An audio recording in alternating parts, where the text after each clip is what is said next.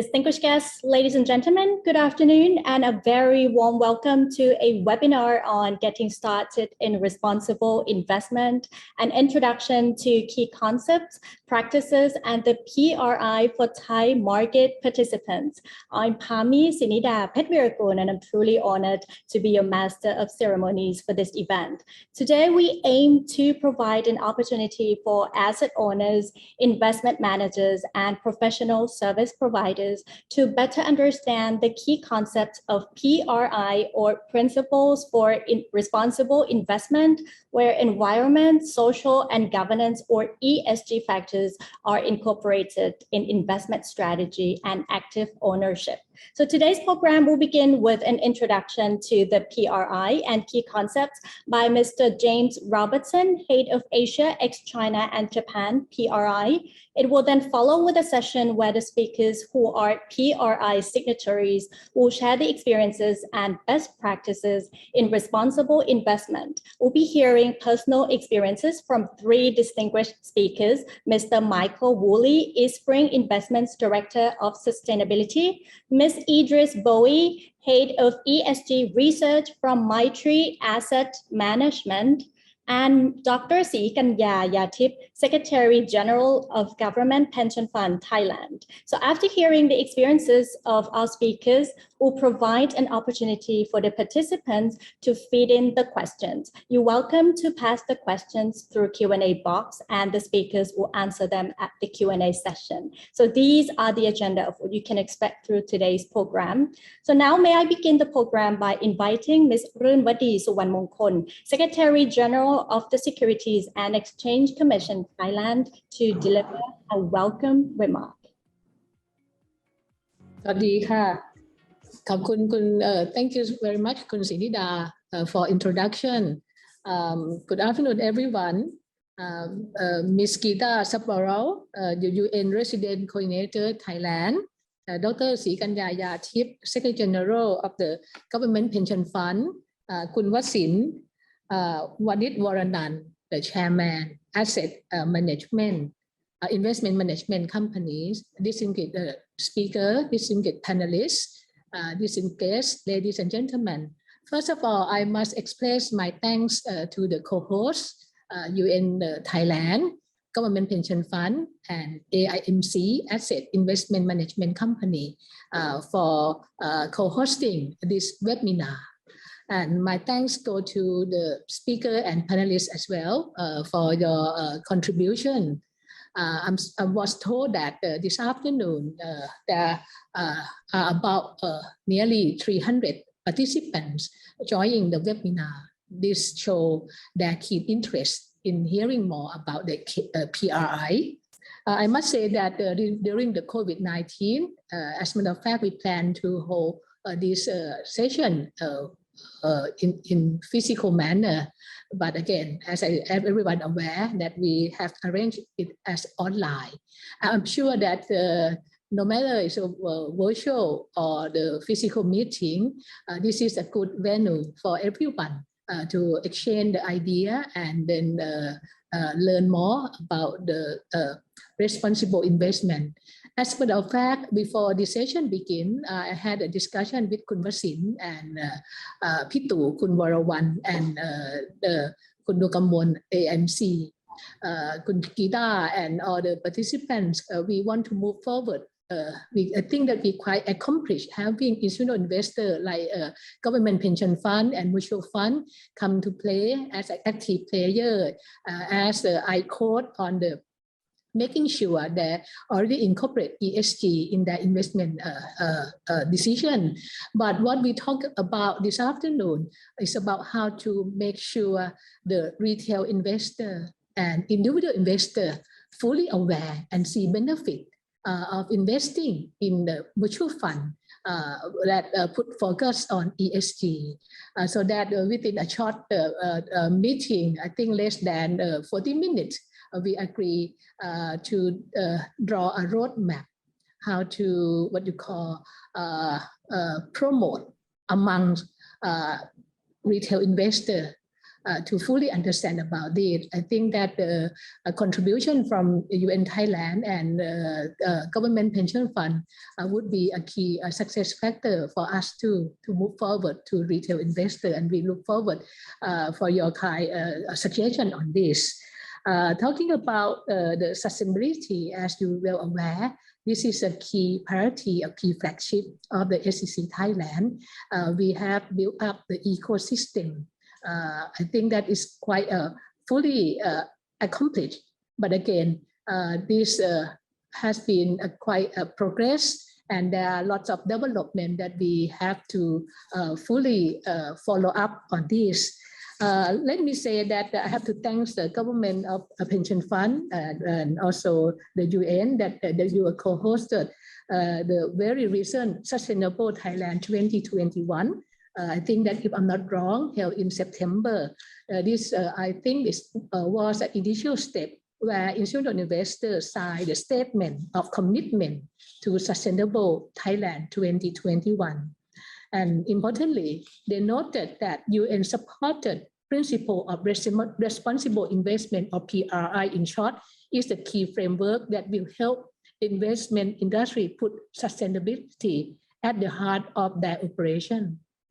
Today, the webinar aims to emphasize the commitment of the investment community in building their capacity and awareness on the UN-supported PRI.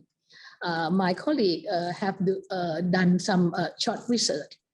Back in April 2006, PRI was launched with only 63 signatories, accounted for about 6.5 trillion of assets under management.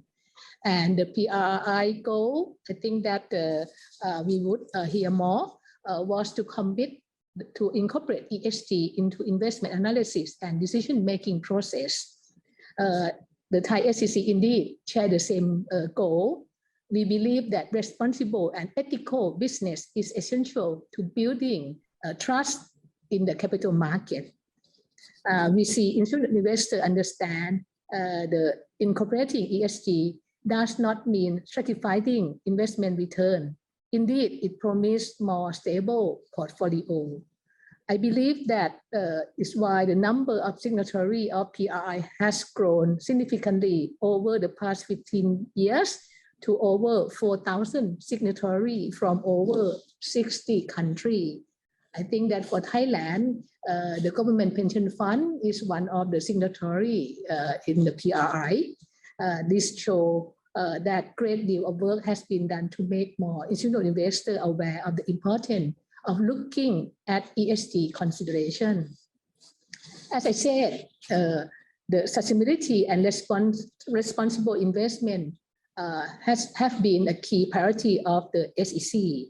I think that the achievement we have done so far, and as of the 1st January next year, we're talking about not 2 more weeks from now, the new one report, sustainability report, will be already in practice of all 700 plus listed companies to disclose their ESG issue together with the human rights. I think that this practice come into effect with the contribution from the listed company and the association of listed company. SEC Thailand cannot doing alone for sure. Contribution among capital market and engagement of our stakeholders is a key factor that we have done so far. And also talking about the product, Thailand is well advanced, if I say that, and I hope that you allow me to say that as well. We have lots of green product, sustainability product, and the latest is SLB, Sustainability Linked Bond. This, I think, provide company to raise fund and to make sure that whatever the fund they raise from will put into the sustainability objective. And then there is a verifier to confirm with this. I think that the market of the green and sustainability bond at the moment is about 100 16 billion baht already. And I'm sure that starting from next year onward, there are more listed company and even general company would raise funds through this kind of product. As for mutual fund, we also have seen growing number of fund market themselves as green, sustainable, low carbon, and so on and so forth. Some of these funds also make assertion about the greenhouse gas emission or water sustainability of their underlying asset. It's important for investors to have adequate information about this fund before making investment decision. This is why the SCC Thailand is issuing a guideline on what the asset manager should disclose of sustainable and responsible investing fund, or in short, SRI fund, to address the concern of greenwashing. We expect that the guideline will take effect in January next year.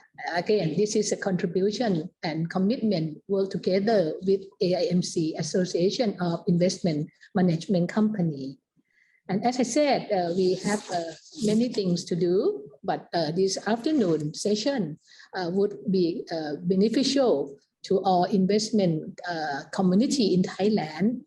I would like to take this opportunity again to give my sincere appreciation to Kun Gita Sabrawal, the United Nations Resident Coordinator in Thailand, Mr. James Robertson from the PRI for your strong commitment in supporting Thailand and encouraging our market participants to integrate the sustainability issue into investment and ownership decision, as well as in becoming PRI signatory. My thanks also go to Dr. Sikanya and Kun Basin for strong commitment and support of to SCC on this agenda. Ladies and gentlemen, I truly hope and expect that more and more Thai asset owner, investment manager, and professional service provider will sign the PRI and implement them. Signing is one issue, but implementation is even more important to me. We are part of the quest for greener economy, and we are part of the solution to that. The SCC is ready to support all of you. Let us work together to embrace ethical business practices and promote social and environment sustainability to achieve the sustainable development goals of the UN. Thank you very much for your kind presence, for your strong commitment, and for extremely important role that you can play to make those goals that many consider unachievable become a reality. As I said at the end, working together will make us a success in this area. Thank you and ขอบคุณค่ะ Thank you very much, Ms. Runwadi Suwanmongkol, Secretary General of the Securities and Exchange Commission Thailand, for the welcoming notes and for your strong commitment in developing a sustainable capital market in Thailand. And now I would like to have the honor of Ms. Gita Sabrawal, the United Nations Resident Coordinator Thailand, to kindly welcome the participants. Good afternoon, everyone. Let me begin by congratulating Kun Ruanwadi, Kun Srikanya, and Kun Vasan for your leadership in rapidly moving forward and bringing together asset owners, investment managers, and professional service providers to better understand the UN-supported principles for responsible investment. The United Nations is honored to be co-organizing this important event, which follows the Sustainable Thailand Roundtable on Investing and Banking, which was held in September. The UN is a steadfast partner, supporting members of the capital market in Thailand to integrate ESG factors to strategically navigate the sustainability journey.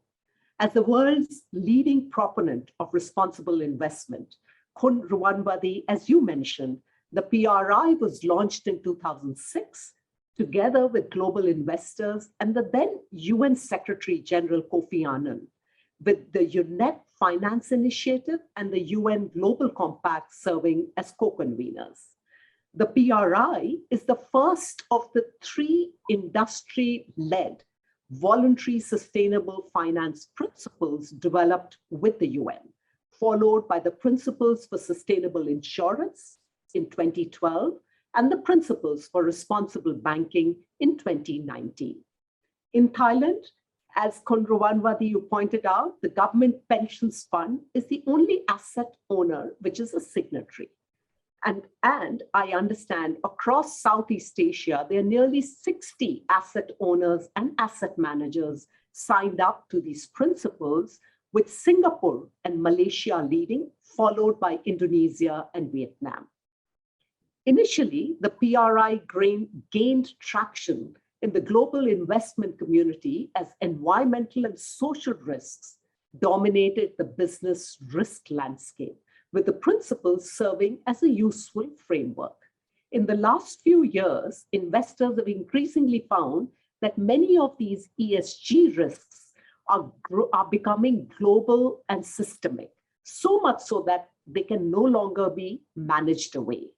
From our consultations, it's clear that investors are well aware of these realities and often ahead of the curve in sustainable investment.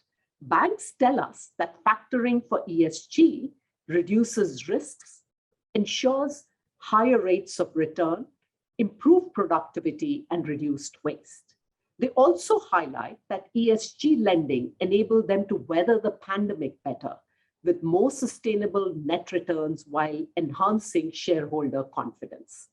They also tell us that there is a shortage of projects and areas to invest in this area, making it more challenging to find viable investments. However, I believe we are at an inflection point in this regard. COP26 saw significant progress relating to a new global carbon market, laying the ground for new opportunities as carbon trading is formalized at the national and regional level. There is a growing realization that a big change in how we create economic value is now inevitable, and it is in the self-interest of investors to actively be part of the solution. This is how investors have started to utilize the PRI and associated initiatives such as the Net Zero Asset Owners Alliance as frameworks to take ambitious climate action and plan SDG investments. Technology and the private sector space will follow in investment, with financing driving action on some of the biggest climate challenges for this country. This is where you, as asset owners and investment managers, can support to tip the balance. Navigating this transition is going to be a challenge for everyone. I encourage investors in Thailand to join the PRI and fully participate in the global investor community on responsible investment to make the most of this transition. I look forward to working with you on this in the future. Khap Khun Kha. Thank you very much, Ms. Gita Sabrawal, the United Nations Resident Coordinator Thailand, for your kind words and for the relentless support the UN has provided in Thailand, particularly in the area of sustainability. And next, I would like to invite Dr. Srikanya Yatip, Secretary General of the Government Pension Fund Thailand, to give a few words on this webinar, please. Thank you, Ka.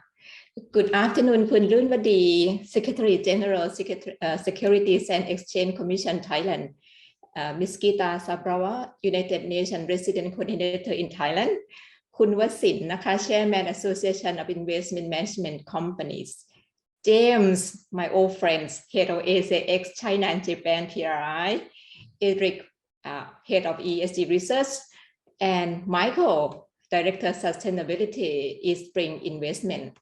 Ladies and gentlemen, thank you very much for having me on this event.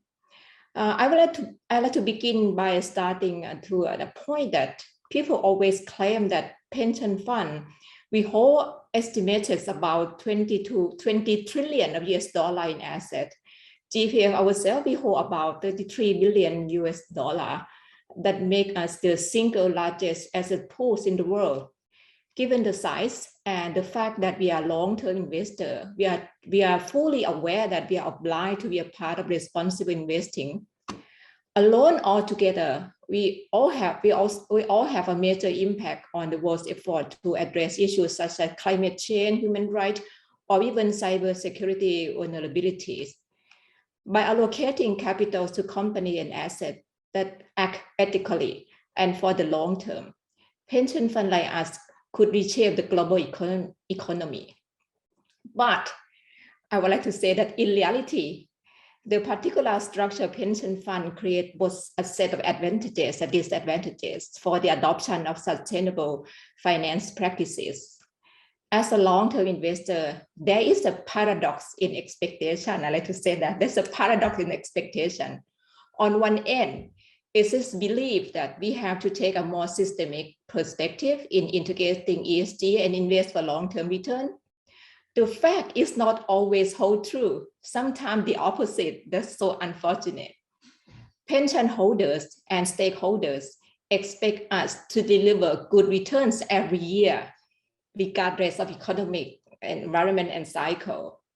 This is a challenge to the thesis that pension funds are universal owners who have a long-term investment horizon and will systematically take into account externality both across our usually globally geographic portfolio and in accordance with intergenerational equity.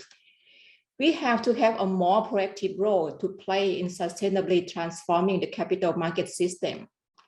By reason of our size, we have to use our size to influence through active and even sometimes activist stewardship of companies, even to use our collective power to lobbying for change, both through the investment value chain and at the policy level. There are, however, some progress in making use of the system level thinking by large institutional investors. A variety of alliances has been built to tackle the so-called grand challenges among the universal owner. Some of them, as Gita just said, the UN convened Net Zero Asset Owner Alliance launched in 2019, I believe. A Climate Action 100 Plus, One Planet Initiative of Sovereign Wealth Fund, for example. That's my first point. We are expected to do a lot, but in reality, we also expect to deliver positive return like every year. The second point I would like to address is the legal structure and fiduciary duty of pension fund. We are not like other institutional investors. Pension funds have intergenerational mandate. Special legal investment constraint and rule regarding fiduciary responsibility and special form accountability belong to us. The challenging view is that the revision of pension mandate does not change from short-term investment return to have a long and legal obligation beyond tomorrow, and that to focus on capital at the long term. I'm so happy to be the witness of this event today because I believe that Khun Lunwadi is making the progress on that. And I think if the policymaker develops a kind of legal obligation upon pension fund, that would make our job much more easier. So I would say that fiduciary duty of pension fund should legally incorporate social expectation into the picture. It should not be something we do because we want to do it or it's an option. It has to be a mandate. That's how I see it.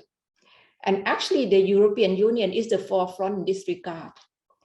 Institution of Occupational Retirement Provision Directive, IORP in Europe, has developed the rules that occupational pension fund operating in EU are regulated by IORP directive. The key idea of directive is pension as a main income sources for around a quarter of the EU population today and younger European in the future. We have to rely on pension later in their life. It is the due to the pension fund to invest to long-term economic growth that protect natural environment. That's how they put into black and white. In addition, the directive states that pension funds are required to conduct regular review on and risk assessment that incorporate an assessment of new and emerging risks that include risks related to climate change, use of resources of the environment, social risks, so on and so forth. My remark conclude 2 points. The first point is pension are universal owner. to go beyond exclusively investment for return only.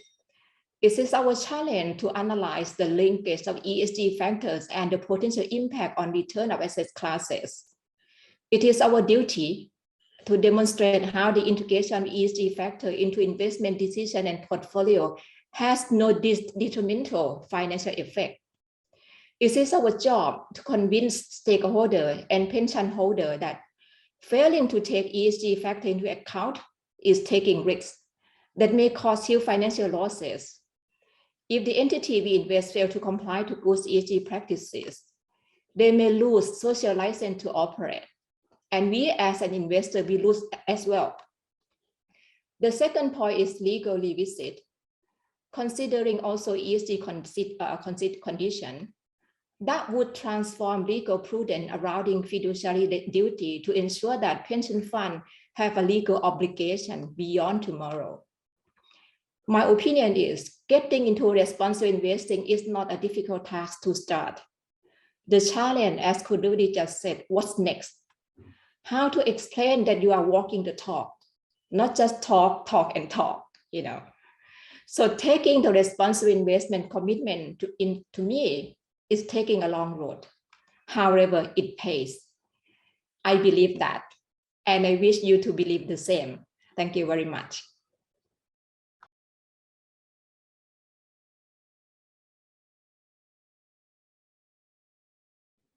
Thank you very much to Dr. Srikanya Yatip, Secretary General of the Government Pension Fund Thailand. The GPF definitely has set a very good example as a PRI signatory, and I believe we'll hear more from you at a later session.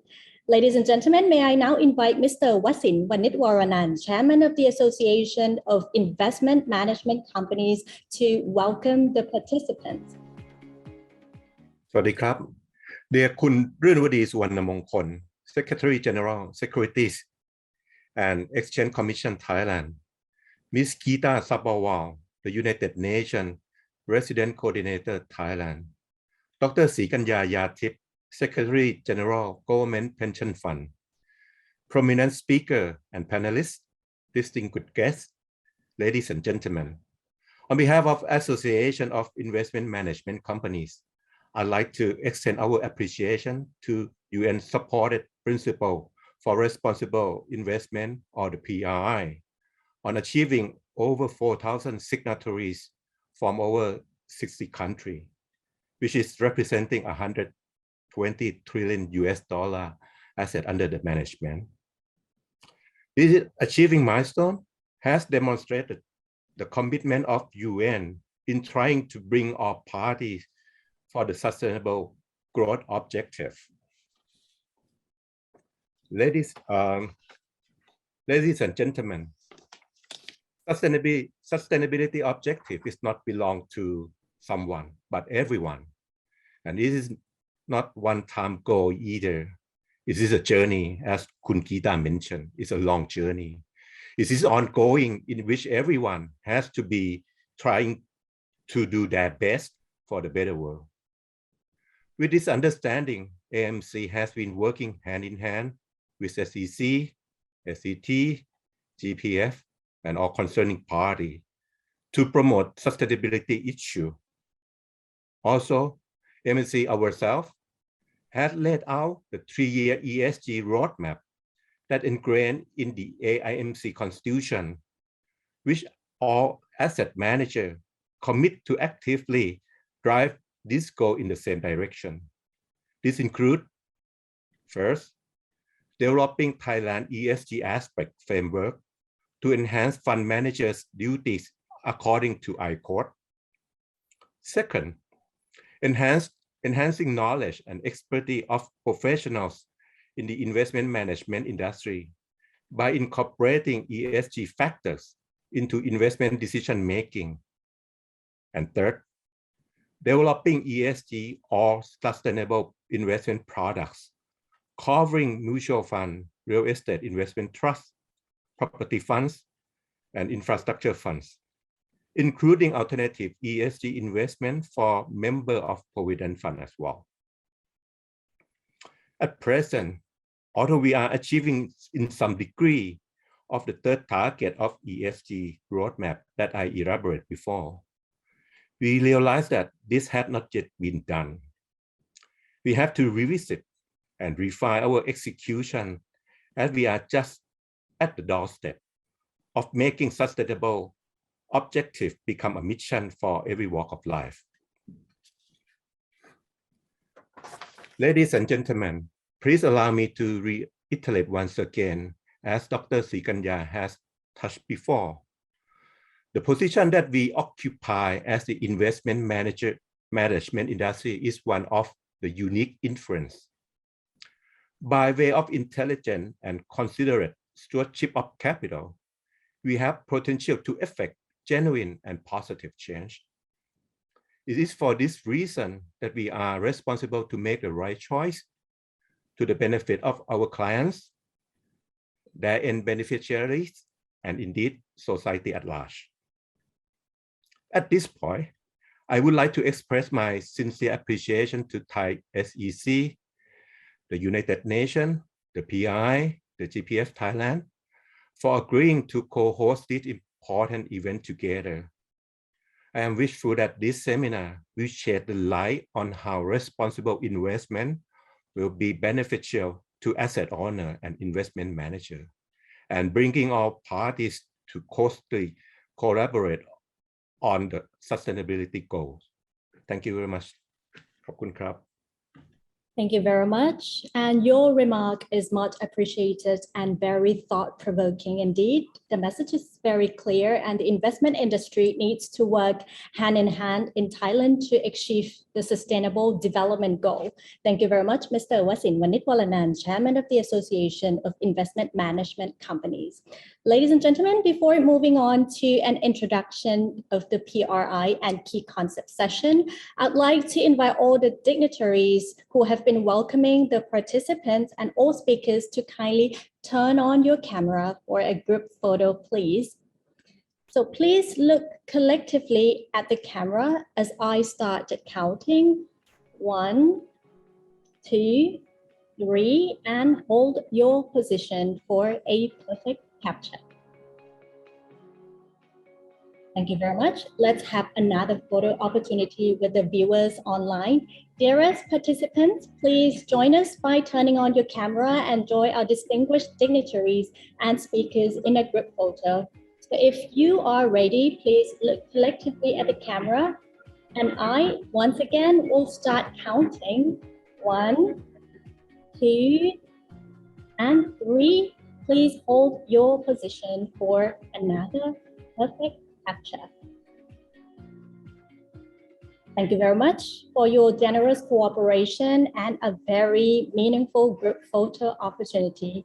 Moving on, I would like to lead you to the first session, which is an introduction to the PRI and key concepts by Mr. James Robertson, Head of Asia, ex-China and Japan, PRI. Ladies and gentlemen, please join me in welcoming Mr. Robertson.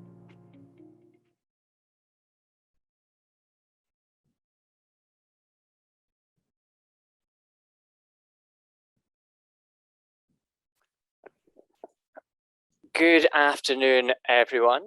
Firstly, please allow me to thank today's co-organizers and co-hosts, including, of course, representatives from the Securities and Exchange Commission, the United Nations Thailand, Government Pension Fund of Thailand, and the Association of Investment Management Companies for this opportunity to collaborate and to present to you today. Over the next 20 minutes, I'll be looking to both introduce the PRI as well as key concepts with regards to responsible investment. To introduce myself, my name is James Robertson, and I work as the PRI's Head of Asia, ex-China and Japan in our Signatory Relations team. Now, for those of you who may not be familiar with the UN-supported PRI, or Principles for Responsible Investment, as was kindly referenced by our keynote speakers, we are an investor-led and global non-profit with the goal of seeking to understand the investment implications of ESG issues and support our members incorporating these into investment and ownership decisions. As was earlier mentioned, the foundations of the PRI were laid in 2005 when the UN Secretary General brought together an international group of institutional investors to create the principles. And at the core of the mission behind the PRI is a belief that a more economically efficient and sustainable global financial system is a necessity for long-term value creation, and that such a system will reward long-term responsible investment as well as benefiting the environment and society as a whole. Now, again, as was mentioned earlier, the PRI's members, or what we call signatories, fall within three categories, including asset owners, investment managers, and service providers. And it is indeed a global network. So as you can see on the slide here, while the largest countries in terms of signatory numbers are within Europe and North America, with the US recently overtaking the UK as our largest market for signatories, we've been seeing increased interest and implementation of responsible investment practices, particularly from across emerging markets in the last 3 to 4 years and across Asia, whether it be in Greater China, Singapore, Malaysia, India, or increasingly in Thailand as well. And it's important to understand that the PRI with our signatories exists as part of a much wider ecosystem of stakeholders, working towards sustainability within and across the financial system. As Ms. Geeta mentioned earlier, this includes the PRI's 2 UN partners, UN Environment Programme Finance Initiative, which established the principles for responsible banking in late 2019 with over 230 banks now signed on, and also coordinates the principles for sustainable insurance. And also the UN Global Compact, a non-binding United Nations pact to encourage businesses and firms worldwide to adopt sustainable and responsible policies, with over 12,000 companies participating.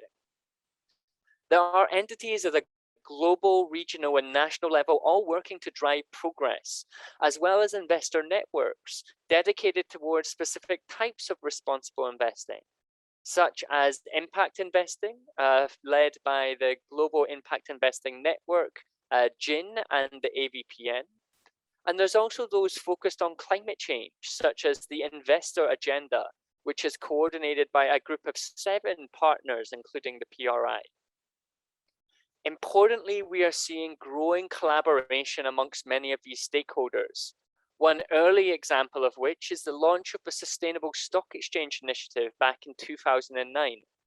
Its mission to help build the capacity of stock exchanges and market regulators to promote responsible investment in sustainable development and advance corporate performance on ESG issues. That now has over 100 partner exchanges, and the Stock Exchange of Thailand is regularly ranked as one of the leading exchanges when it comes to corporate sustainability disclosures.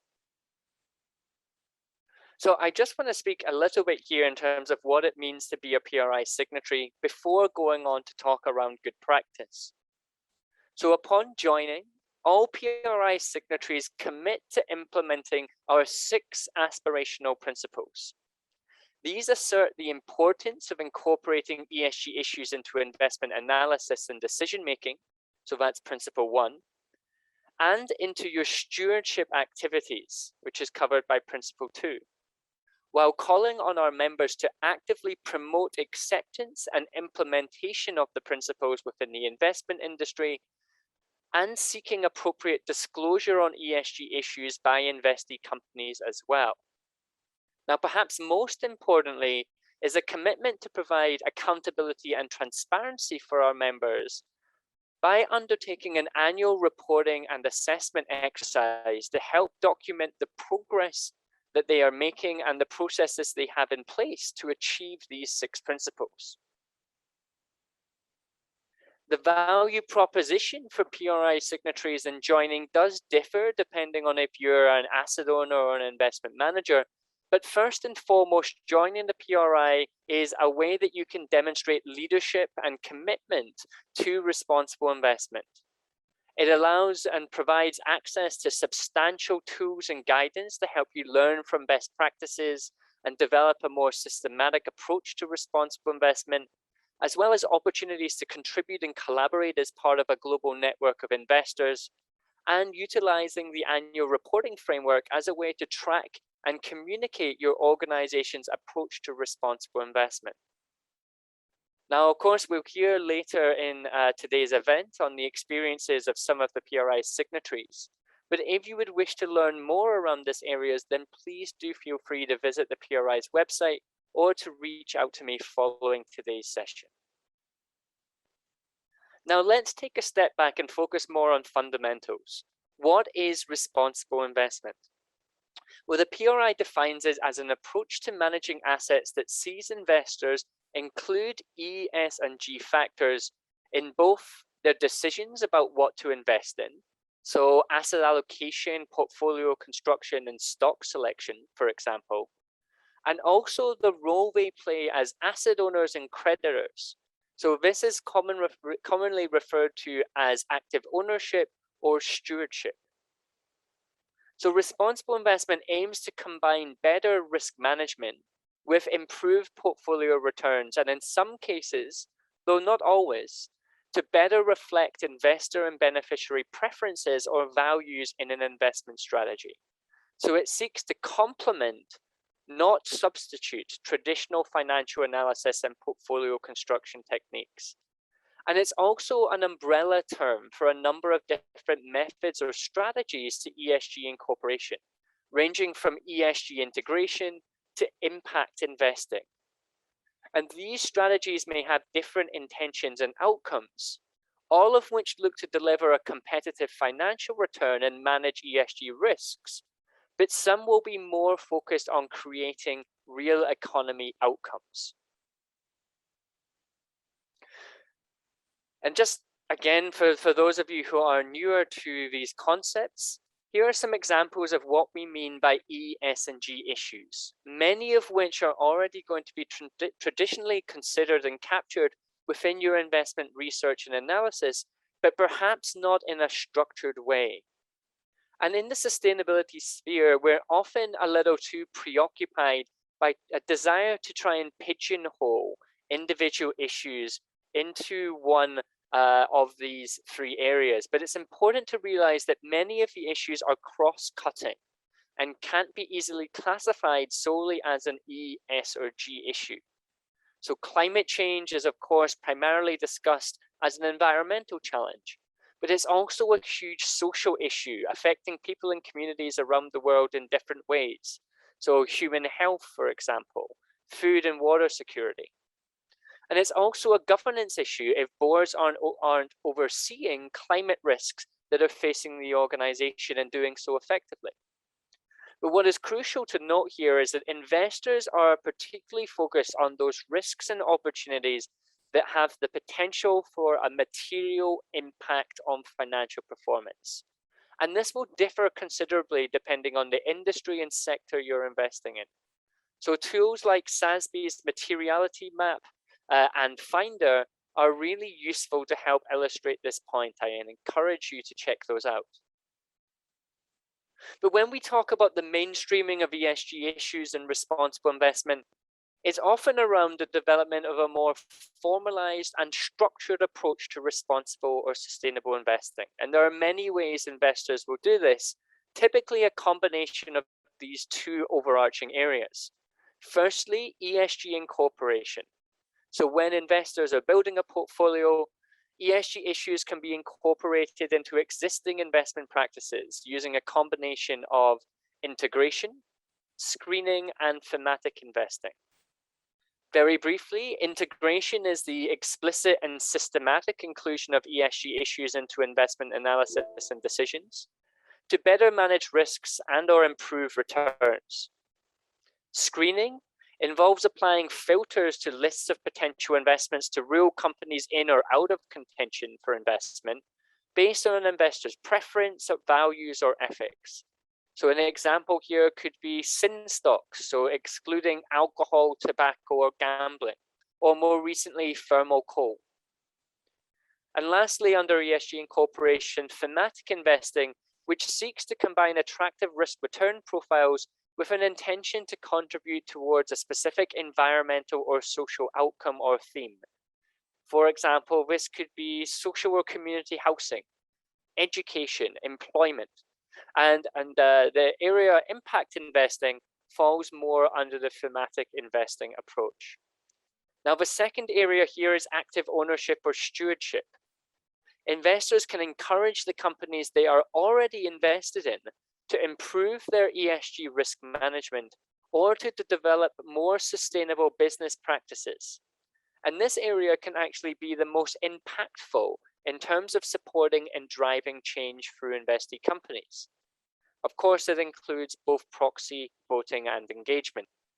And increasingly, we see asset managers adopting both a broader ESG integration process across asset classes, complemented by dedicated funds with a more thematic approach or intended to contribute towards specific sustainability-linked outcomes.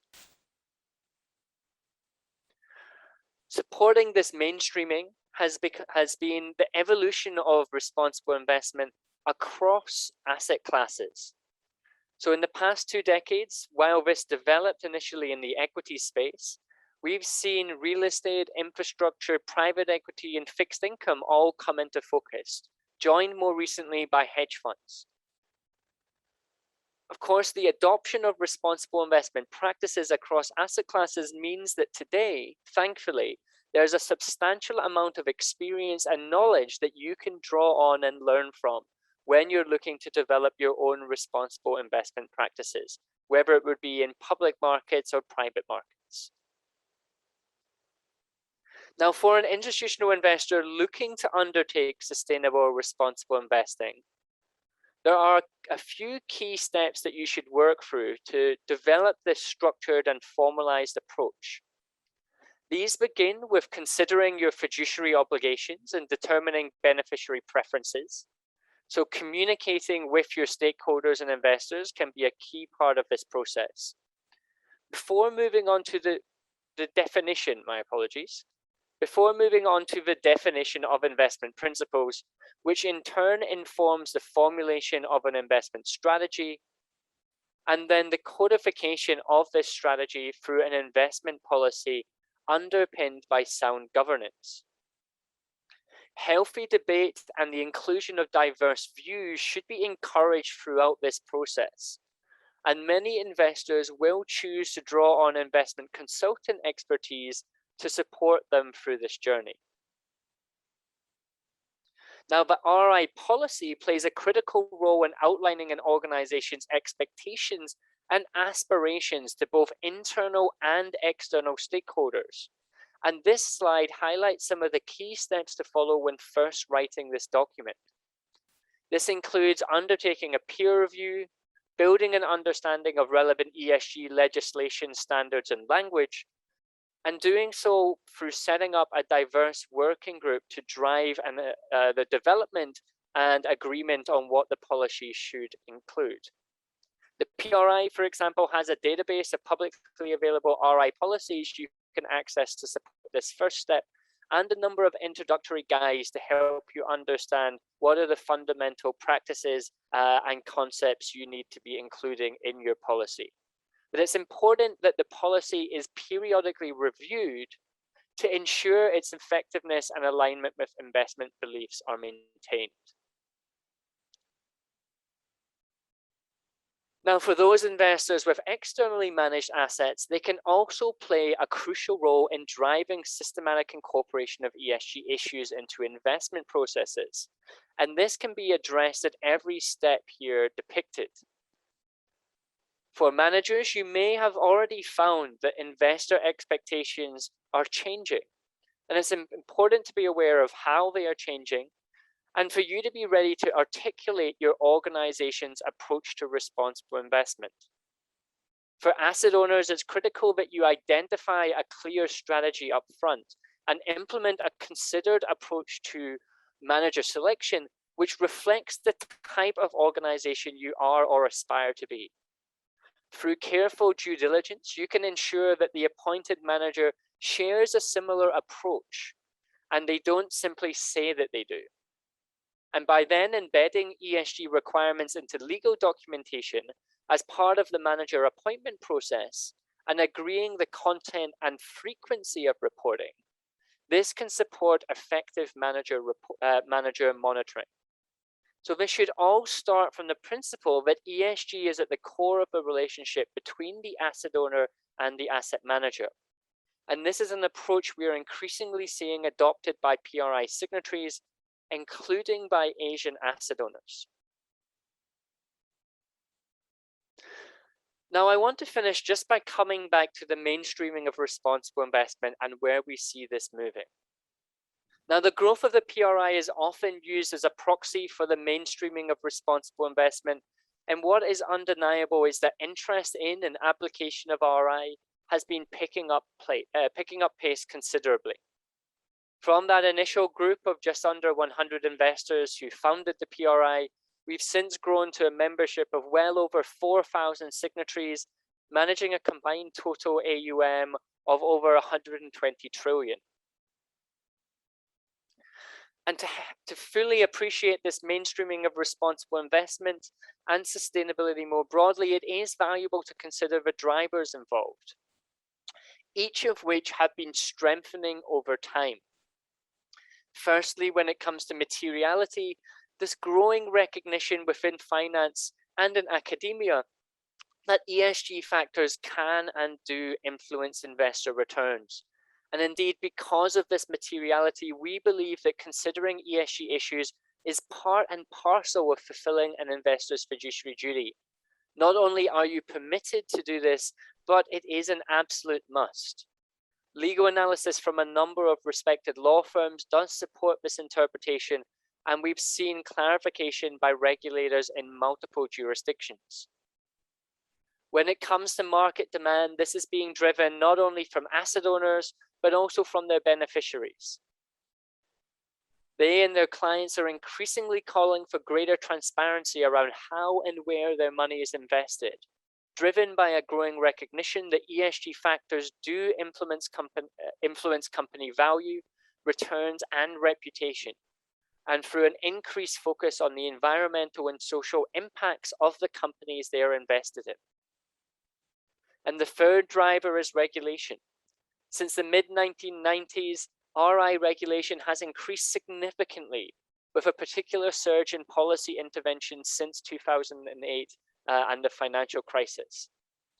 Now, these instruments can range from clarifications of fiduciary duty, stewardship codes, requirements around investor ESG disclosure, as was mentioned in our introductory remarks by the SEC.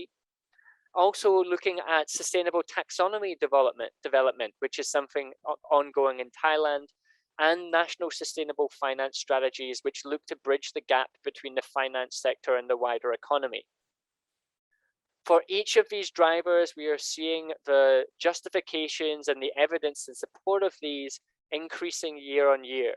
And we expect to see regulators, particularly in Asia, increasingly engaged in this space. 2020 was often touted to be a year of climate action in the run-up to COP. Obviously, that was before COVID, and while many feared that responsible investment momentum would be stymied, in fact, the opposite has been true. COVID-19 has sparked further growth in responsible investment with increased inflows into sustainable funds and a renewed affirmation from many investors that they are working towards a strengthening of their commitment to responsible investment and an increased focus on ESG issues. Importantly, the pandemic also triggered a wider reflection on societal values and purpose. It served as a harsh reminder that ignoring risks and failing to plan and act decisively on mitigation can carry enormous human and economic costs. In many countries, indeed, there were strong calls for and a recognition of the need not for a return to normal, but to build back better in a way that is sustainable, green, and inclusive. And so with the increased visibility and recognition, the urgency of meeting ambitions set as part of the Paris Agreement and as part of the Sustainable Development Goals, expectations on investors and indeed the role of the wider financial system and the role it can play are continuing to change. At the same time, these areas represent not only crucial systemic risks that investors need to understand, but also themes that clients and beneficiaries are increasingly interested in, looking for products which allow a focus on opportunities and companies that are well aligned to the transition for a low carbon future, or working to address biodiversity loss, or seeking to provide solutions to contribute towards meeting one or more of the Sustainable Development Goals. So if you aren't already undertaking responsible investment, then now is certainly the time to start. I hope that the forthcoming sharing from PRI signatories as well as our panel discussion can help provide additional and valuable insights into how this is done in practice. And for those who are looking to learn more, please do reach out to me directly and visit the PRI website, where there is a wide database of resources to help you get started in your responsible investment journey. With that, I would just like to say thank you, and I hope that you found this presentation helpful. Thank you very much, Mr. James Robertson, Head of Asia ex-China and Japan PRI, for a very insightful introduction on the PRI. Ladies and gentlemen, we also post the link of this presentation in the Q&A chat box, so you may download from there. And may I kindly remind all participants that you're able to send in all the questions through an online platform, and Mr. Robertson will be answering the questions during the last session at the Q&A session. All right, let's now proceed to the next session, where we'll hear our speakers sharing the experiences and best in practices in responsible investment by PRI signatories. The speakers include Mr. Michael Woolley, Director, Sustainability Espring Investment, Ms. Idris Bowie, Head of ESG Research, Maitri Asset Management, and Dr. C. Kanya Yatip, Secretary General of the Government Pension Fund, Thailand. Firstly, let's learn from Mr. Michael Woolley, Director, Sustainability from Espring Investment. And now the floor is yours. Thank you so much. And it's an absolute pleasure and honor to be able to contribute to this rich and compelling discussion around responsible investment. So much of what our speakers have said so far has resonated with me because we've been part of that journey and we've experienced a lot of that as well. So I know that we have some slides that I hopefully can show you, but just while we're doing that, to introduce Espring, we are an Asian-based asset manager. I'm based in Singapore. We have 9 investment offices. We manage over $250 billion US. And I think why this is relevant to the discussion is really the complexity that we're being faced with. And I think as an asset manager, we have to think about a range of issues. It's our location, it's our clients, it's how we operate as an organization around our purpose and our culture. So whilst we are an organization with a lot of different asset classes, with a lot of different investment offices and many clients located around the world, dealing with different cultures and different economic needs and different client requirements, this is in itself the challenge for ESG. We need to acknowledge that there's no one single way to address ESG. And from an organizational perspective, that means we need to identify what ESG means to us as an organization. We need to understand, as James has pointed out, what really matters to us as an organization. What is material? We understand that investment approaches differ, and we have to find that out for ourselves on this journey. And we need to also understand that as an organization, a lot of what has been said today has been around building alignment. And the alignment can come from many ways, but how do we accommodate both alignment and the differences that we're experiencing in the market? So may I ask you to move to the next slide, please?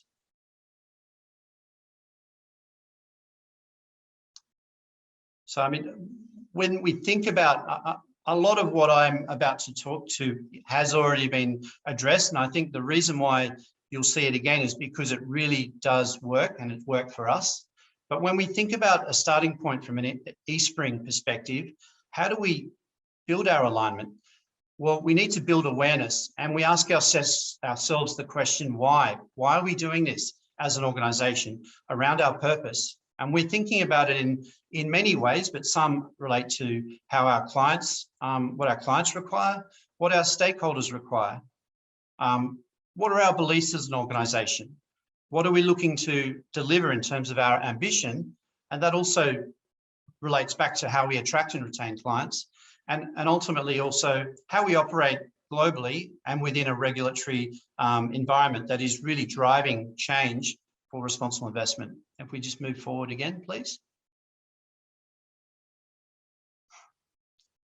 I won't dwell on this, but what we have done over a number of years at eSpring has looked to build both a responsible investment framework, which allows us to identify what our purpose is and what we are looking to achieve, but also very importantly, a governance structure that allows us to enable us as an organization to move forward and build on these requirements. So if we just move again to the next slide, please.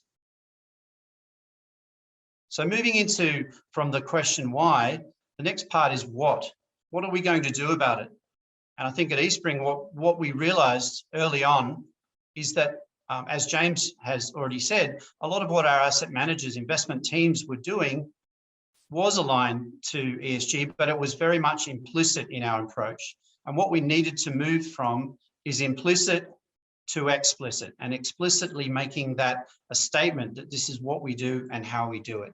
So building principles that allow us to see what the North Star looks like as an organization, building standards, which then informs investment teams how to think about what's important, and then move on to building our own policies. And that's the what. What are we going to do? So if we move to the next slide, please. And again, I'm not going to go through all of this, but at eSpring, we've built a various number of standards, both ESG, stewardship, proxy voting, and also best execution. And what we're looking to do here is set the standards to help inform policies. This has changed over many years. The list that you see here, we started with fewer on the list and we built these out, and it will continue to build. And as previously stated, we need to continuously review this list of standards. We need to evolve over time, and it goes along with the developing market, the developing regulatory requirements, our client requirements, the infrastructure that we have in our organization, the support that we have. All of this will continue to grow. eSpring is on a journey. We continue to learn and grow, and we need to be humble in saying that we still have a lot to learn here as well. So if we move to the next slide, please. So the real question is how? How are we going to implement this? And I think that the point of having potential standards and policies, having investment approaches that can make the implicit toward explicit investment approaches, we need to show the how by doing what we do from our investment process and showing the evidence of that, and telling our stakeholders and clients how we're aligned. So if we move to the next stage, please. This is just as quickly one way in which one of the investment teams, the equity team based in Singapore, thinks about the how. So the investment team obviously has an investment philosophy, and we want to think about ESG within our investment philosophy and our process. So we need to make that ESG approach consistent entirely with philosophy and process. We think about material risks. There are ones which have financial impacts, and we incorporate those into our investment approach. We as an investment team own these issues, so we take accountability and responsible for that. And from a stewardship perspective, we actively engage with companies. We use proxy voting as an active tool to signal our expectations, and we actively collaborate with other organizations, whether that's asset managers, with other initiatives such as the PRI.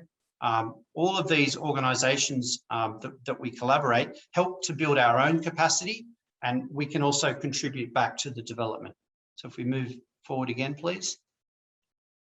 The question of when is always a tough one. Getting started is today, but moving and acknowledging that this is an evolving journey, acknowledging that this is a continuous development improvement process.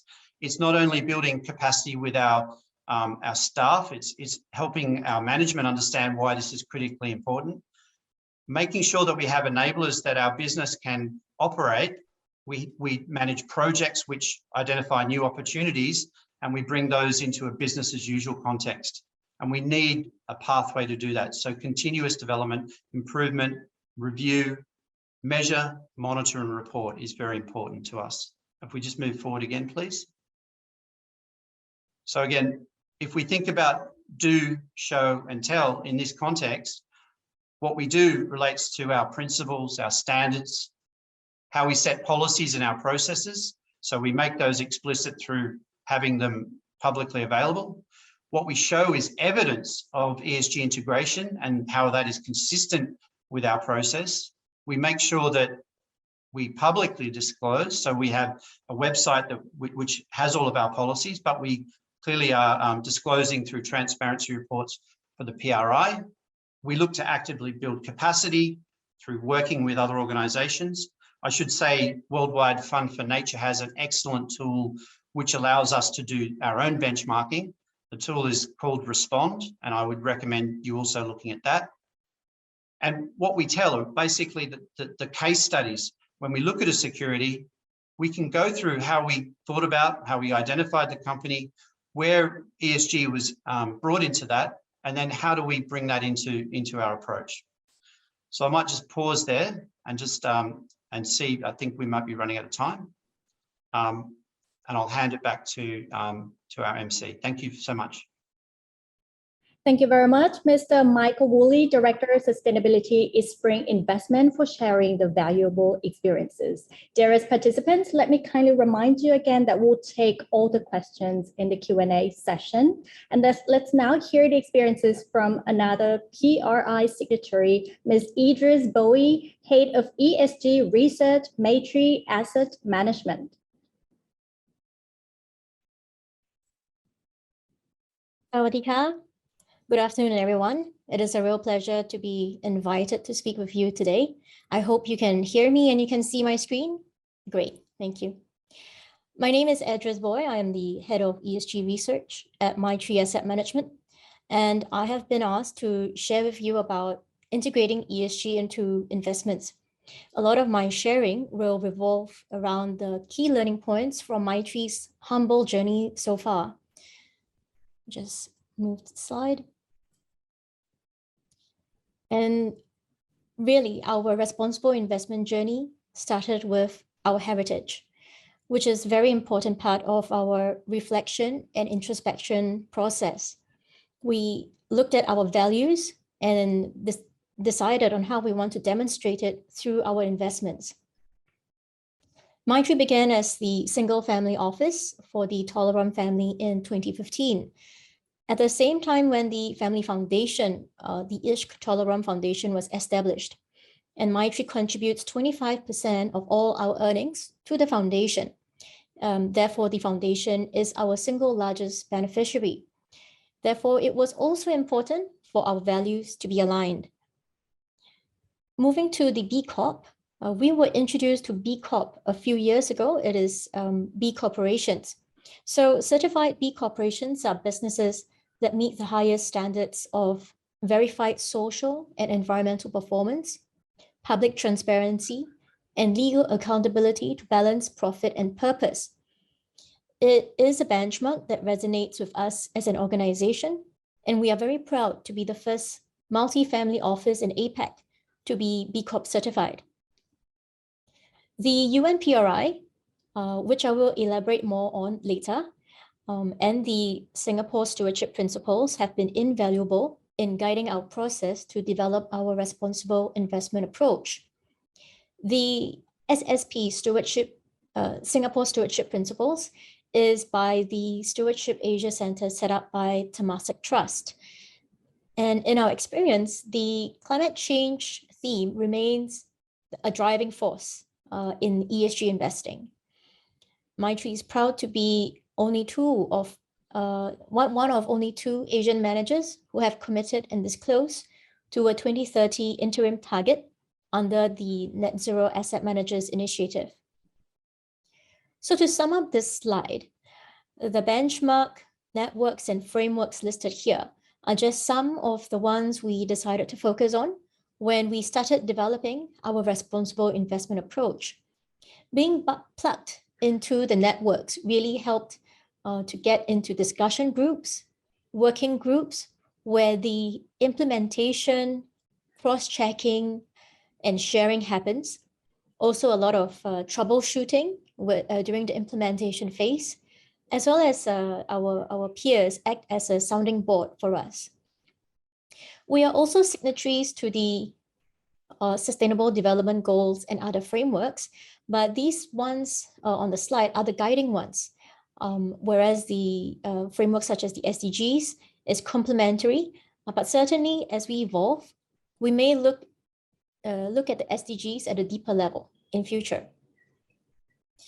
I'll just move on to the next slide. Yes, and I would like to break down our journey into two phases. The first phase is introspection and getting educated on ESG investing. So I would say that introspection was phase 1A, and getting educated about ESG investing is phase 1B. The second phase was really sitting down and developing and implementing the responsible investment approach. So the development part, I would refer to it as phase 2A, and then the implementing part as phase 2B. Within each phase, there's a lot of repetitive work. In phase 1, we go through the process of figuring out who we are. Who is it that we want to be? And when we learn something new about what we could evolve to become, we thought we might have to reevaluate, where we want to grow in the next 3, 5 years, 10 years down the road. We might read something new that doesn't seem to be the same as what we previously came across, and we had to figure out how to internalize the information.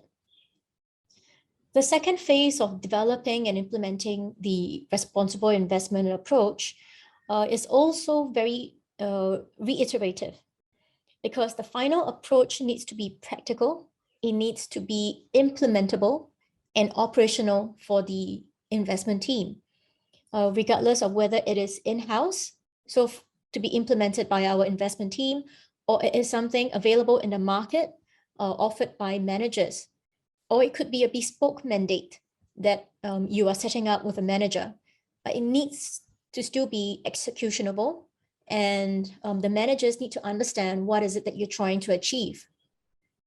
For Mindtree's in-house development journey, we realized that we might come up with something, develop an idea, and when we check with the data providers, we find out that it's not possible or the data is not yet available, then we have to reevaluate and go back to the drawing board.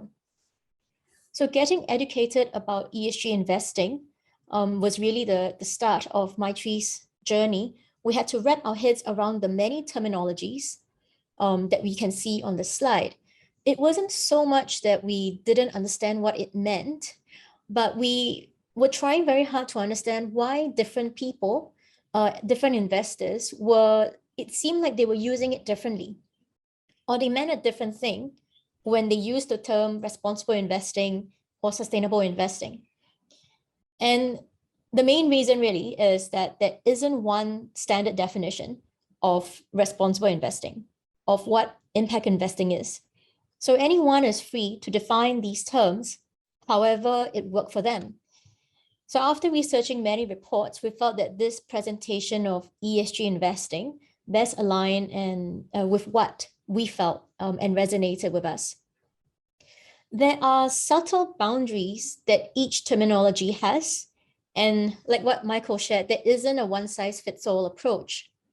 Investors could have different interpretations depending on how they were making the investment decisions.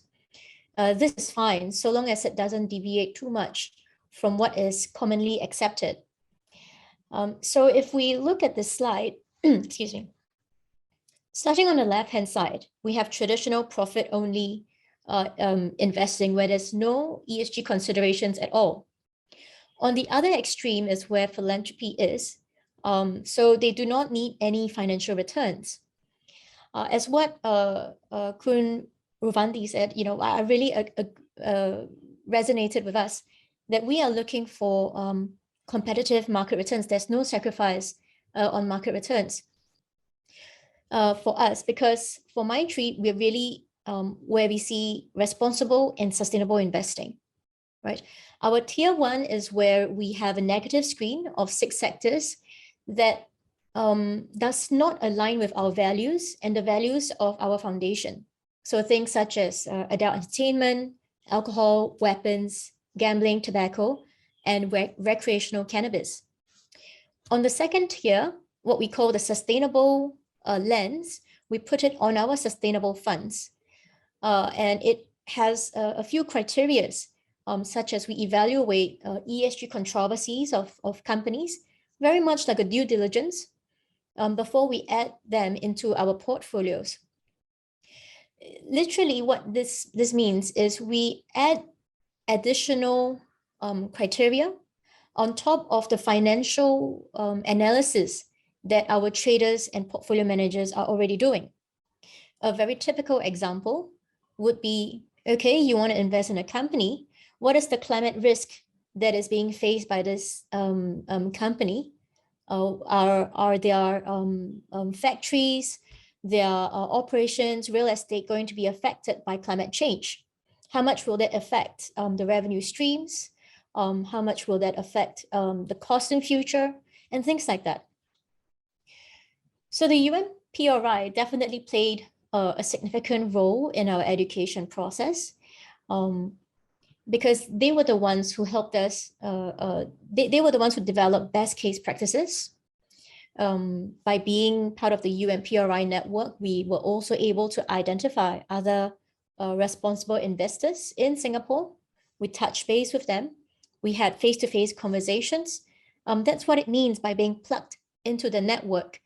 And the network in Singapore has grown. So James provided us with a lot of help in directing us to the right people in the right space when we had questions. And I have seen that there is a difference between just downloading the reports that we can find on the UNPRI website, reading them, and then being a signatory, right? Because by being part of the UNPRI, internally, it means that there is a commitment to implement and follow the 6 principles. There is a commitment to report and make the disclosures annually. So it means that management has to be very serious about adopting the best case practices or the responsible investment approach that are shared by the UNPRI. Externally, you will be recognized as someone who is on the responsible investment journey, and the network is quite big, and it will be more willing to share with you about the different practices, because they will see value in building the advocacy when they share with you about their journey as well. So the education bit will help in articulating and communicating certain ideas you have to the management, to the investment team, to data providers, as well as to external managers. Some questions to ask will be, for an investor, will be, what is the objective of ESG investing to me as a fund house, as an asset owner? It is very important to share this objective within the organization, as well as to your external managers. In our experience, trying to develop our own criteria was only possible with the implementation stage, where there was a lot of trial and error, and we had to get our hands very hands-on, get our hands dirty. The process can be quite repetitive and quite tedious, but from there, we finalized on a few things. One, we finalized that we target competitive market returns. Secondly, we needed to have a negative screen for the sectors that were not aligned to our values. And thirdly, based on our existing investment process, we felt that it was most effective to have an ESG lens overlaid to our existing process rather than coming up with a brand new process or investment strategy. But we limited that to only our sustainable funds. So moving on for our key objectives, when we looked at developing our RI approach, responsible investment approach, we went through as many as 8 or 9 ESG data providers with our wish list. So we knew what we wanted to achieve, and then we tried to look for data providers who could support us. We tried and tested the ideas with each of the data provider. We learned that the different ESG scores by the different ESG providers could be very, very different for one single company name. And we had to try and figure out what it meant for us because their methodologies are different. So our portfolio managers also had to test out the different platforms. They had to understand the ESG analysis that we gave to them. They had to understand, they had to then give us feedback on how it could be, the analysis, the ESG analysis can be more meaningful and useful for their investment decision process. It was also important for us to evaluate the data providers on their data and how intuitive and user-friendly the platforms were. So we spent many hours with our portfolio managers and different data providers before we finalized on one to be the main provider for our ESG scores. We also have another one for our climate data. So having said that, the ESG data providers, sometimes they don't cover all the companies that we are invested in. So we also had to develop our own methodology for when a company is not covered by our data provider. After about 6 months of all this research, all this discussion and back and forth, we finalized our first version of the responsible investment approach. It was tedious, but it was very robust, and we were very satisfied with the process and the final product. Similar with Michael, we know that it's a constant evolution, and it would be very much driven by market trends. For Mindtree, we want to be seen as leaders, so we plug into the networks which would give us the exposure. For instance, with the UNPRI, and we're also part of the AIGCC, Asian Investor Group on Climate Change. One thing to note is I have been a sustainability professional for more than 10 years now. I've observed the ESG space grow faster in the last 12 months than in the last 10 years I've been in this field. So the way I see it, the speed of ESG integration and embedding into the investment processes is only going to go and become more mainstream until non-ESG investing becomes a thing. And so we have evolved our responsible investment approach accordingly. And in our evolution, we have included proxy voting and engagement policies, as well as co-exclusion and climate impact tracking. And we will continue to evolve. So with that, I pass you back to the MC, Kapunka. Information is much appreciated. Thank you very much. Ms. Idris Bowie, Head of ESG Research from Mindtree Asset Management. Viewers, if you have any questions, please feed in the questions at the Q&A chat box, and Ms. Idris will take all the questions at the Q&A session. And let's move on to the last speaker for this session. Please welcome Dr. Sreekanya Yatip, Secretary General of the Government Pension Fund, Thailand. Thank you very much. Congratulations on you, Idris. I think you have done a lot of work, really. Right behind you. We are right behind you. And I wish I could walk hand in hand with you soon. There's a lot of things you have been doing, and I really appreciate that. Thank you. Thank you very much for sharing. There's a lot of things that I like to talk about, but then you kind of pick up a lot of things, very, very eye-opening. And I think this is a good journey, as it's something for somebody who haven't started can do the starting and follow your footprint. I could say that. So I have few slides I like to share.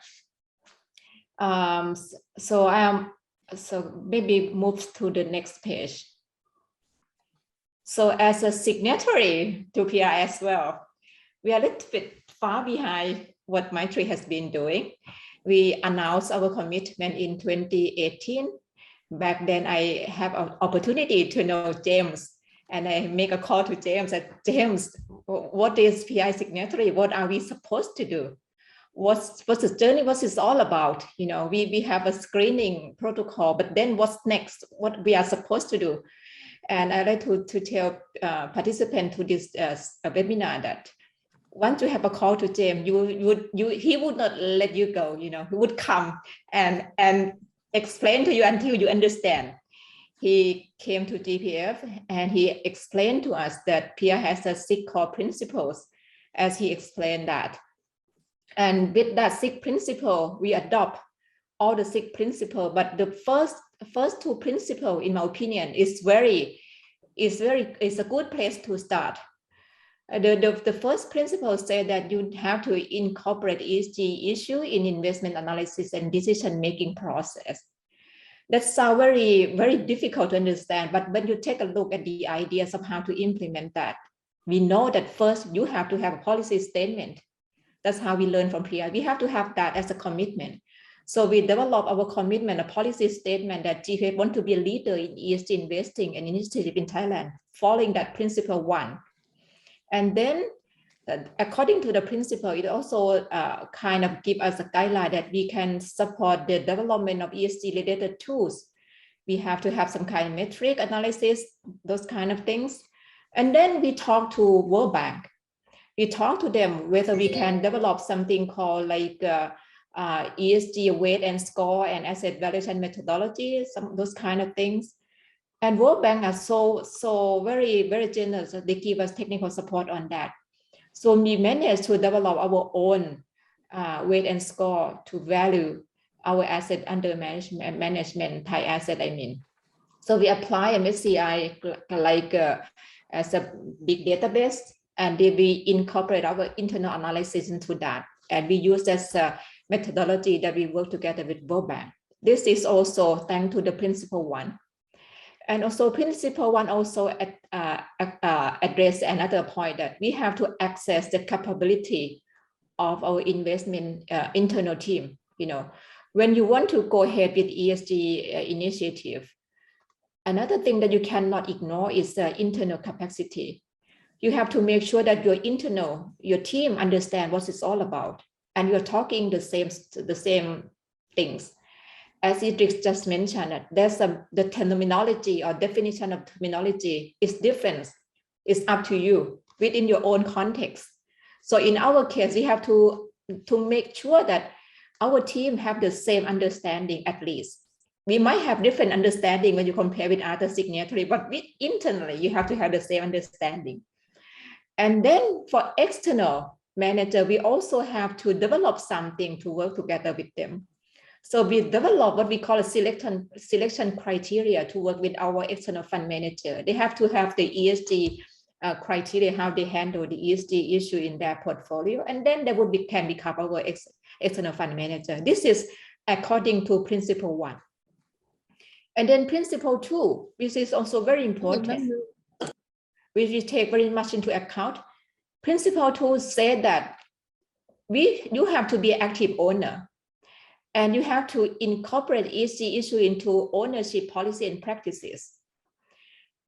That's something we have been doing, but we have to do it very, very kind of seriously, like voting right and monitor compliance with the voting policy. So we kind of improve our voting policy and make sure that our team and external fund manager do the voting according to the standard. You cannot just do voting as easy as it used to be done before. Has to do have to have things like that. And the next thing that we haven't thought before, but we learned from PRI is that we have to have engagement policy. Before then, we don't have engagement policy on ESG. We only have engagement policy on profit and business. But then, according to Principle 2, becoming an active owner means you have to have like an engagement policy. We do a lot of engagement with our investee and also external fund manager, especially during COVID. We did a lot of engagement, and we learned that when you do the engagement, you can have a conversation with them. You understand them even better, and you understand yourself why you invest in that company. And according to Principle 2 as well, we also request our manager to report on ESG related engagement. So every quarter, when external fund manager do engagement with us, they have to also, in addition to financial report, return, investment, they have to also explain what they have been doing regarding ESG related engagement. That's just that sample of 2 principles that we find is a good start for organization like us, want to start and want to do it like a jump start. We don't want to go slow, move step by step. And PRI is the first stop that we start, and then we move on. So we become signatory to PRI, and through that we get to know OECD, that OECD has a responsible investment framework. We also incorporate that. And also now we are working with UN. We try to do more and more, not just incorporate the idea of PRI or just OECD. We want to be more specific, more focused. For this year, we focus more on human rights. We want to understand what human rights is all about. And if we want to monitor human rights heat map in Thailand, how to do it. This is something we are working together with Stock Exchange of Thailand and SEC as well. For next year and many years onward in the future, we try to add issue by issue. So next year, we want to focus on net zero. We want to become signatory to Net Zero Alliance. And we want to know how to move to be realistic on that. And from 2022-23 onwards, we decided to pick up two mandates from the SDG. One is SDG 11, Sustainable City. Another one is SDG 12, Sustainable Consumption. We picked these 2 SDG goals because we are aware that as investor, you are closely related to those goals more than other goals. And as Michael and also Edith mentioned, ESG or responsible investment, you cannot do everything in one go. You have to take steps according to your own pace, your own environment. In our case, I think it's better to work step by step, adding up more focus, issue by issue. And as I said, it's a journey. Once you start, you cannot get back. You have to move on. Slow or fast is also up to you. I have one more page that I'd like to share. This page is a challenge. Once you set up a policy, you know how to work with your internal team, external fund managers. Next is how to quantify everything. You can not talk about quality forever. ESG is good. No, as investor, everything's coming to numbers. So what is the relationship between doing good in ESG investment and how that relates to your return portfolio? What we are trying to do for next year, we try to develop what we call it investment portfolio impact analysis. And we kind of find out that UN develops a kind of investment portfolio impact analysis tools. And with that tools, we might be able to do the impact radar on our total portfolio. This is our ambition, to put everything into one picture, to quantify, to do more than quality, and also to do more than risk mitigation. We want to understand ESG attribution. And finally, we want to move on to impact enhancing investment. That will be all for me. Thank you very much. Thank you very much for sharing your PRI experience with us, Dr. Siganayatip, Secretary General of the Government Pension Fund Thailand. We appreciate the presence of all 3 speakers and acknowledge that hearing from you, your PRI journey and experiences would inspire many of us presence here today in getting to know more about PRI. Ladies and gentlemen, we'll now move on to the panel discussion and Q&A, where we're deeply honored to have Mr. James Robertson, Head of Asia, ex-China and Japan from PRI, as a moderator to the Q&A session. And I will now give the floor to Mr. Robertson.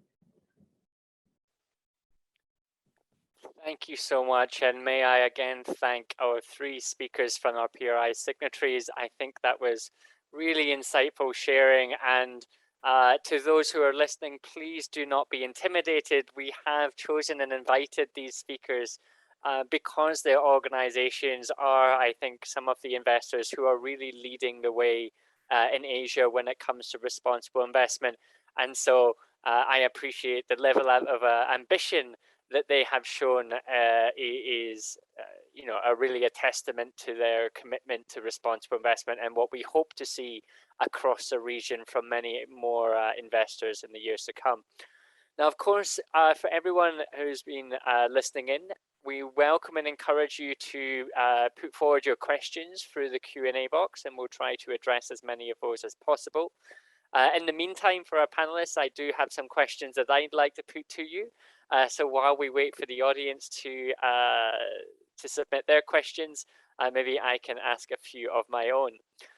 So really, we'll try and make this as practical and helpful for the attendees as possible. So our first question, because I know all three of your organizations have been, developed your organization's RI approach in relatively recent years. And each of you has been very closely involved in developing that approach. So what would you identify as the biggest barrier you encountered when starting that journey, and how did you look to address this within your organization? And if anyone would like to jump in first, otherwise I can choose one of you. I'll start off, and I'm sure the panelists will have a lot more to add. I think when we started the journey, really not, and I think a bit the way Idris put it herself, is saying, how do we start this? What's important to us? What's going to enable us to do this? Even if our bottom-up investors are thinking about doing something, is our business strategy going to allow us to move this way? And can we define this in a way that's consistent with our organization? So that whether it's a barrier or not, it was building our awareness was the first hurdle. It was a hurdle that we had to overcome. And I think the way that we went about that to overcome it was to think about initiatives and frameworks that currently exist that help us to ask really good questions of our organization. So did we know the right questions to start with? Probably not. When we went to the PRI, and James, you were there, I remember the meeting, our first meeting very clearly. We were looking at how do we start this? I think this is the important part. Can we identify the right questions? Can we identify the initiatives that will help us align to the direction we want to go? And are we enabled to do that as an organization? So I'll pause there. And maybe I'll jump in here. So I think ultimately we're all investors. So the biggest question is always, is it going to affect our returns? How would it affect our existing investment strategies? And I think we had to kind of answer it in a backwards way where, okay, so this is the ultimate concern. What are some of the things that we are going to be doing that might have an impact on returns? And do a bit of test to see, okay, if I shrink my investment universe because there's some naughty companies, how is that going to affect potentially my returns? But it's also very tricky because what I'm invested in today, and then I might say that some of these are a bit naughty in terms of ESG performance, but next year, I might not be invested in those companies. My investment universe or watch list might completely change. So there is subtle differences, and there was a lot of back and forth with the portfolio managers. We had to come up with an ESG analysis where they can understand that what the ESG team is trying to do is give a bigger and more holistic understanding of the ESG issues that might affect the companies. So then before the trader goes and buys and invests in a name, he or she is going in with both eyes open to say, okay, there's just been an ESG scandal in this company. We know that the management has responded in a not a very proactive way. So we expect volatility with this name. And then we will be monitoring that position a bit more closely, or we might be holding a smaller position. So we had to do a lot of that kind of discussion with the team. You know, it's best to be the last person because you can say that you agree with Idris and Michael. Actually, I share the same view as Idris and Michael just said, you know, so that's how investors are, confronting as a challenge. I would not say it's a difficulties or anything like that. It's just a challenge. And in my case, I would say that if you asked me like 2 years ago, I would list a lot of challenges and difficulties in handling ESG and responsible investing. But then when you become serious about that, when you get involved and you have your network, you have friends, you have peers, then you would know there's a lot of knowledge everywhere. People share knowledge, people share the difficulties, how they overcome those kind of difficulties. So I think the challenge is there, but once you get to set your foot on this area, maximize the alliance, PRI alliance. There's a lot of alliance in the PRI. There's a lot of knowledge in PRI. Even PRI Academy also studied that. There's a lot of information out there. It's just your time to study and move on step by step. It's not something you have to start alone. There are already a lot of people have started that before you. So they know all the difficulties. You can just follow the step that you can follow. There is no one size fit all. There is no right or wrong. It's just fit you. So go the way that it fit you. So that's just my idea. So I don't think there's any difficulties or any challenges. You just keep on moving. Thank you. Excellent. Well, thank you all. It seems like obviously communication internally is a key part of that getting started, engaging with different stakeholders and teams within the organization. But as you've all mentioned, there is a substantial amount of research, case studies, guidance built up from investors who've been doing this for decades at this point. And so I think for Asian investors, such a wide pool of resources you can learn from as you develop your approach, not just from the PRI by any means, but there's a lot of stakeholders doing great work to help support investors in this space. And I think Idris and Michael mentioned a number of those others that they're involved with as well. So we have a question from the audience here. And the question is really asking you to share a little bit more around how you would assess the materiality of an ESG issue as part of your ESG analysis. So going back to the kind of distinguishing the importance of different ESG topics for different business sectors. So maybe Michael or Idris, you might want to jump in on this one. Sure, I'll try and answer it. So the way I answer it is every sector will have a different ESG issue. And I am a strong advocate of the Global Reporting Initiative.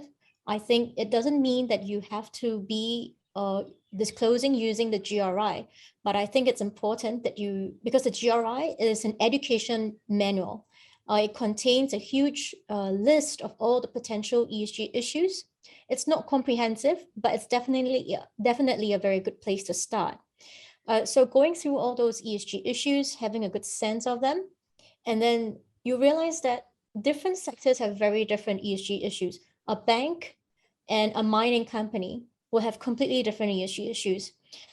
So it is, therefore, it would make sense to evaluate banks and mining companies differently in terms of their ESG performance. For Monetary, we use data providers that actually help to come up with industry ESG documents.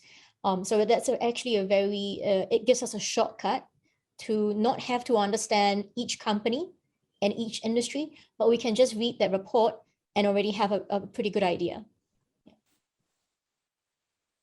Could I add a Excellent. little bit more? Have we got time? Or... Yeah, please do jump in, Michael.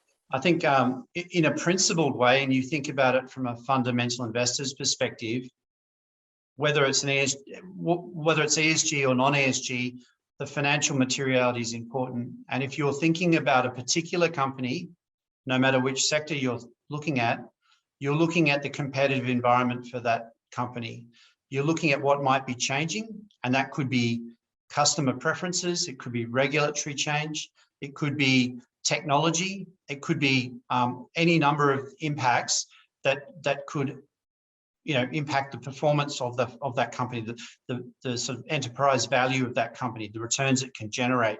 And ESG risks can be seen that same way. I think, James, you alluded to that in your discussion around how, say, climate impacts can impact a company through its capital expenditure requirements in order to change its business activities, in order to adopt technology, in order to, you know, physical impacts of climate change might mean that there are significant social risks depending on where the location of that company might be. So there are very much real financial impacts that can happen within a company context. And we started looking at it from a bottom-up perspective. But what we found was really helpful was to look at it in a systematic way by adopting the SASB framework, which you alluded to, the Sustainability Accounting Standards Board framework, which allowed us to not only identify at the industry level the likely financial impacts for ESG, but also gave us good ESG engagement topics to talk to the company about. So for at an industry level, the SASB ESG topics allow us to go, okay, these are good questions we can ask the company about the potential impacts for that industry in itself. So I think that was part of our evolution, is to become more systematic. Great, thank you both. So one topic which is increasingly getting attention is around greenwashing. So obviously, as we see sustainable, responsible investing moving more into the mainstream, there is that increased risk or concern around investors who are really undertaking greenwashing and not making a substantial commitment or progress in terms of developing a more formalized approach to responsible investment. And scrutiny is increasing both from asset owners as well as from regulators. So how can investors ensure that they are not being perceived in this manner? And what steps do you think are most important in establishing the credibility for your organization in terms of that commitment and approach to responsible investment?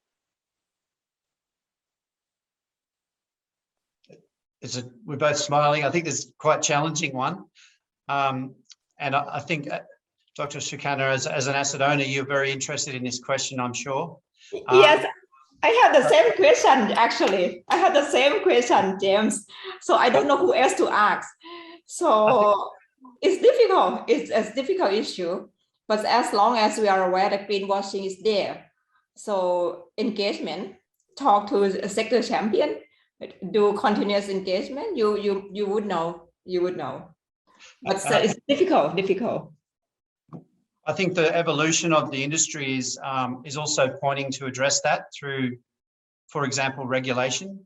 That is one way in which we're getting closer to understanding definitions of issues, which if we can come to some alignment around defining potential investments and how they might be seen as ESG aligned or non-ESG aligned, those definitions can help the end investor, if it's the retail investor, for example, to know that when they choose a particular mutual fund, they know that they can almost compare apples with apples when we follow that. So, for example, the EU taxonomy might be one place to look within Europe, and we obviously, through the ASEAN region, we're now developing an ASEAN taxonomy, which allows for country by country differences. So that's a starting point. I'm sure there may be other ways to perceive that as well. Yeah, I'll just quickly like to add to that. So I think, I spend a lot of time talking about educating yourself on ourselves on terminology. I think that's very important to get educated for whoever in the organization who has been tasked to study how to move or integrate into ESG. How to integrate ESG into your investments. After you're educated, educate your portfolio managers, your relationship managers, the management, the boards, people, so then they're all on the same page in terms of the definitions. The next thing is when we are coming up with products and coming up with mandates, I think it's very important to understand where that ESG product, the definition of responsible or sustainable investing, where on the spectrum that product sits. So it's safe to say that it's better if the product, the ESG labeled product is the gold standard than if it's just a borderline ESG product. But it's also fast evolving. An example would be in the past, I think it was good enough to be called an ESG product when you have a negative screen. You screen out perhaps weapons, tobacco, and coal, and you could be considered an ESG investor. Today, I think the demand is a lot more. If you say you exclude coal, they want to know, how do you exclude coal? What's the revenue threshold? Is that sufficient? Are you tracking your climate impact? If you are excluding tobacco and weapons, your investors might be interested to find out, okay, do you have the ESG performance? Do you track the ESG performance of the companies, and things like that? So yeah, it's fast evolving. Excellent. Thank you both for that. I mean, I think that's particularly what we see is both the pressure that's coming from changing regulation around investor disclosure is going to help provide greater clarity here. But I think also, asset owners are becoming increasingly sophisticated in being able to see past, investors who are just kind of making a token effort or have this sitting within kind of communications and marketing, rather than this being embedded within the investment teams themselves, and obviously requiring that senior level commitment to responsible investment from a top down throughout the organization. So I have another question that's come in here. This one's directly for you, Idris. So as you mentioned that you start from in-house in terms of ESG research, could you share how to collect the sources of company data and how to tell whether the data is sufficient enough? That's a question directly for you. And I guess very similar to the question I was going to ask next, which was really around that access to comparable and quality data, particularly for emerging markets, that being one of the biggest barriers in terms of RA implementation. How can investors address that challenge? So maybe Idris, I'll let you respond first on the direct question, but Michael and Dr. Shukanya would welcome you to add in on this one as well. Right. I'll answer both questions together. I would say that first, the lack of data is not the lack of data shouldn't stop you from starting to integrate ESG into your investment process, because that is actually a starting point to find data providers who cover the widest range of the investment universe, which overlaps with yours. And the second thing that you can do because of a lack of data is then start engaging companies and pushing them to disclose data. It's especially important if you are an investor from the emerging market and you speak to a company from an emerging market, because it disarms the company when they know that, oh, you are actually another investor from Singapore or another investor from Thailand. So you understand the difficulties of having to publish sustainability performance data. The conversation can be a lot easier, and it will be, we have to show that we understand that data published will have to be progressive. We rely a lot on ESG data providers, and a lot of the data today is quite well collected by the data providers. Their methodologies are quite sound. It's just depending on which data provider you prefer, which one has a lot of support in your market, and which one overlaps with your investment universe the most. I'll let Michael add to that. I totally agree with those sentiments. I think engagement is a really strong tool where there's not enough data. And what we are looking to do and develop at eSpring is look at the avenues by which companies could disclose. For example, CDP is a very primary source of data. CDP is an organisation that sends 3 different questionnaires and asks companies globally to answer them. One is on climate change, one is deforestation, and the other is on water. And so we look to see if companies where they have high exposures, for example, high carbon emitters, whether they're disclosing through CDP. When they do, that information flows through the vendor, and also when we sign up to CDP, we can get that primary source of information. If they don't, we ask them to do that politely, and we look at other sources of, other places like, can they report the same metrics that SASB are looking for their industry? So we're looking at different, asking companies and assessing companies on their alignment to disclosure. And while some are, and Idris touched on this already, some may not be aware of these avenues, and our role is to help educate them in that sense and say, please think about this. This is why it's beneficial as an investor, representing our asset owners into your company. This is important to us. And I must admit, we're engaging with a range of companies in Thailand, and they're very responsive, and that is a positive thing as well. I like to share that I think today we hear a lot about there is no one size fit all when you do ESG integration. I like to add another point. There is no one single data from one single provider that will fit all your analysis, So you have to consider your own standpoints. For us, for example, as a GPF, we don't have much human resources to collect data ourselves. So we take an easy way. We use the data from data provider. But then for local market, that we understand the market better, we incorporate our analysis onto that. So we have macro view, micro view, and we assign the weight onto that. This is how we do it for a local market. For external market, we learn from external fund managers that there's many ways of doing that.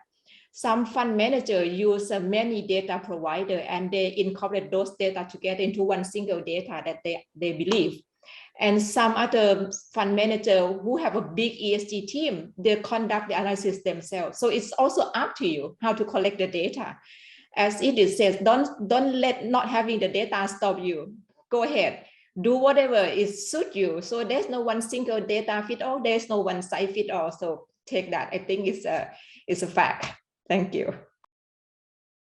Thank you all. So I think we have time for one last question, and I will ask you to keep your responses quite short, if possible. So obviously we've referenced a lot around climate change as an example of one of the most systematic and material ESG issues, and it's quickly risen to the top of the investor agenda. So in your view, what other issues, or maybe you can choose just one, do you see or has your organization identified as being particularly material for investors in Asia in the near future? So given time, if we can keep this to one issue each. I'll say something quickly. I think climate change is extremely important, and there are different ways to look at it. One way is to encourage decarbonisation and therefore perhaps disinvest from coal. But in doing so, you also need to think about the just transition, especially in this region in emerging markets. And that concept relates to the potential social impact from this change. And as an investor, as an asset owner, an asset manager, we need to be aware of the social impacts from the transition to a low carbon economy. Absolutely. Thank you, Michael. Dr. Shrikanya? I'm just about to say that I agree with Michael and Idris. I thought so. That's why I wanted to go first and then let Dr. Shrikanya come in. Okay, maybe I'll jump in. So I think the companies are getting more and more used to investors asking about climate change and asking about whether they have plans to go towards net zero. So when investors choose to engage, we could engage on the premise of climate issues and net zero reductions. But at that meeting, we can then talk about other ESG issues, because if we were to write straight to the company and ask them about perhaps gender discrimination or certain ESG controversies, they might not respond to that but they're very much open on climate issues nowadays. Very interesting approach that you take there. That's a good one for everyone to keep in mind.